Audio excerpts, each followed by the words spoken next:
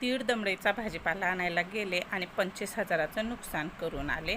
आपण कोणतीही कामं हातात घेतली ना, जेव्हाची तेव्हा केली ना, ती होऊन जातात, नाही तर तशीच राहतात। श्री स्वामी समर्थ सर्वांना। असं का म्हणत आहे व्हिडिओमध्ये पुढे तुम्हाला सांगणारच आहे। तर काय झालं, चिंच 2 किलो आणलेली होती आणि फोडली मी, बाकीची राहिलेली तशीच राहून गेली। राहिली की राहूनच जाते आणि यावर्षी उन्हाळा भरपूर होता ना, गरमीनं कोणतीच कामं करावीशी वाटत नव्हती। तर मी ती चिंच सगळी कॅरीबॅगमध्ये बांधली आणि फ्रीजरमध्ये ठेवली, म्हणजे ती थोडीशी कडक होते आणि फोडायला पण सोपी जाते।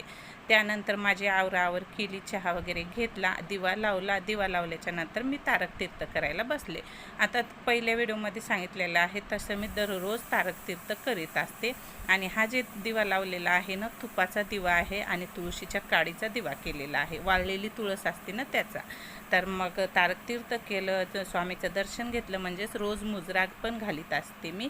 तर मुजरा घालून झाल्याच्या नंतर लगेच स्वयंपाकाला लागले।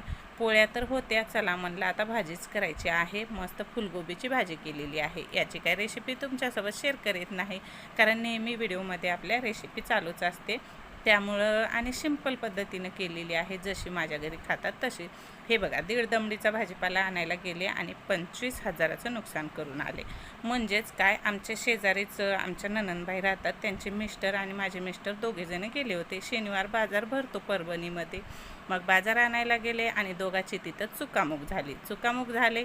ते नंदेचे मिस्टर जे आहेत ना, पुढं निघून गेले आणि हे मागं राहिले। आणि शनिवार बाजार म्हणल्याच्या नंतर काय खूप गर्दा असतो, त्या गर्द्यामध्ये ना त्यांच्या खिशामधून मोबाईलच काढून घेतला।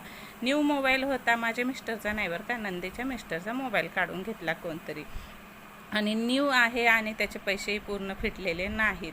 पण कसे गरिबीचं नुकसान झालं ना, त्यामुळं थोडंसं तुळतुळ वाटत होतं, बरंच तुळतुळ वाटत होतं। चला, आवडल्यास लाईक शेअर सबस्क्राईब करा, बाय।